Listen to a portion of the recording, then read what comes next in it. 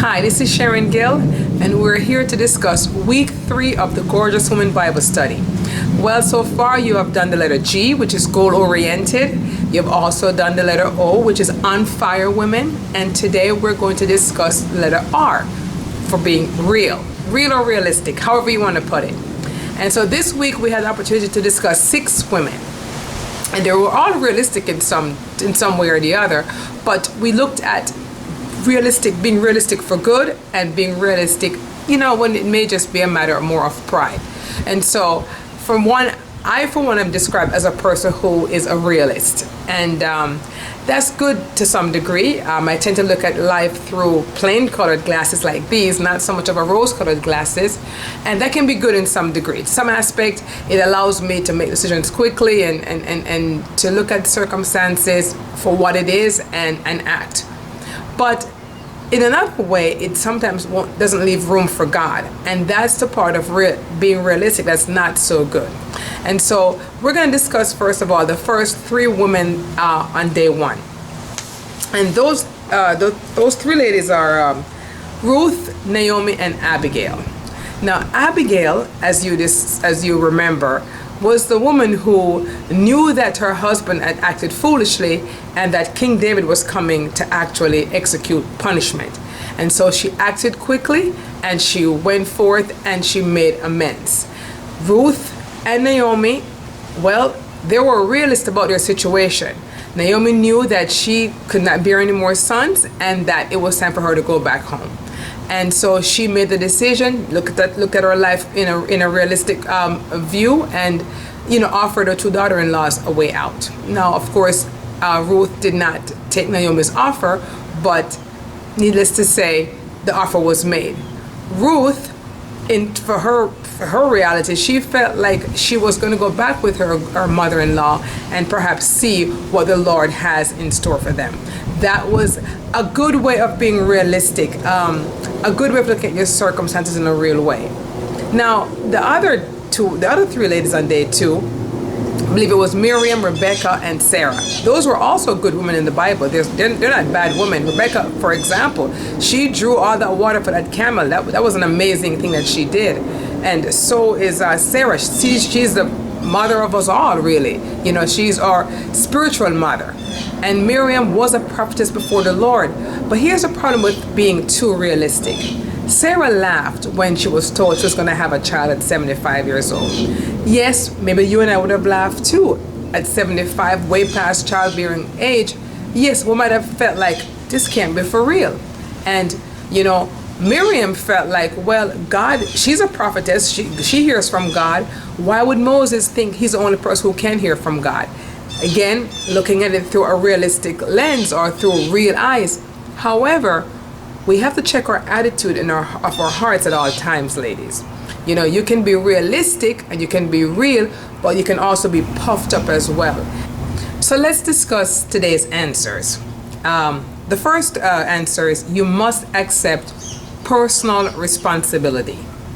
In life, if you're going to be real, you have to accept personal responsibility. It's not anyone else's problem, ladies. It's your problem. Even if it's not. In Abigail's case, it wasn't her problem, but she was going to be affected by someone else's behavior, her husband. So as a realistic, assess the circumstances and accept personal responsibility. The second answer is you must adopt a selfless attitude.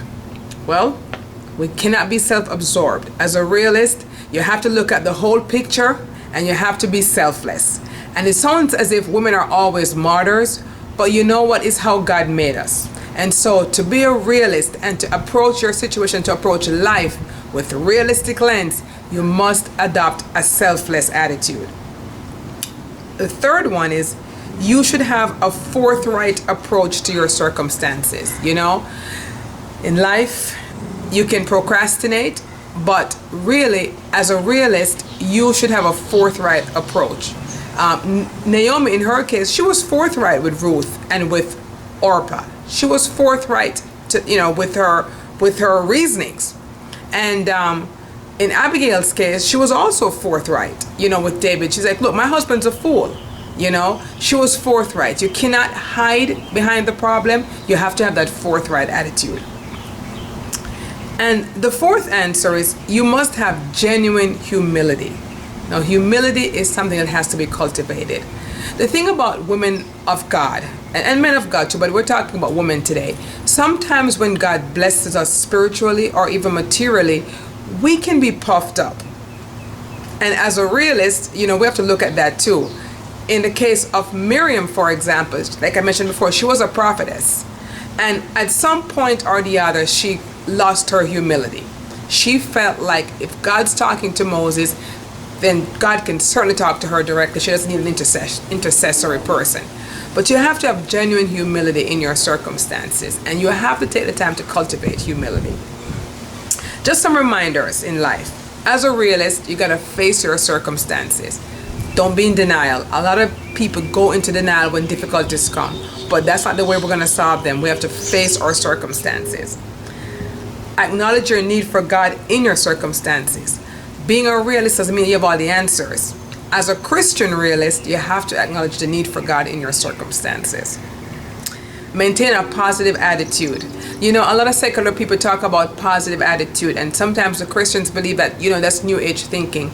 But no, the Lord talks about this in His Bible. As a man thinketh in his heart, so is he. So maintain a positive attitude no matter what the circumstances look like. I have had so many things happen to me this past few weeks between my son and myself, and just seemed like everything was coming together with our health, not in a good way. But through it all, I had to maintain a positive attitude. And even though I was realistic about what was going on and was being real, I had to maintain a positive attitude. And so that's my advice to you as well. Be proactive in finding solutions. Sometimes, you know, we know what to do, or, you know, but because we're either scared, we sit back. Be proactive in finding your solutions. And when you do find a solution, for the last question, the last conclusion, the last reminder is act quickly to make a change. You know, you may hear some bad news. Well, it's not for us to sit on that bad news. It's to act quickly to find that change, to make that change. Whatever our circumstances in life, be realistic, be proactive, act quickly, make the change, look at it in the teeth, do what we have to do, pray, and pray. Ask God to invite Him into your circumstances, but at the end of the day, you have to take some actions. Ladies, I hope you have been enjoying the study as I have enjoyed it. We've gone through, like I said, 3 letters already. Next week, we do our 4th letter, the 4th G, and I hope to see you in the pages of the study next week. God bless you. Thank you for your time.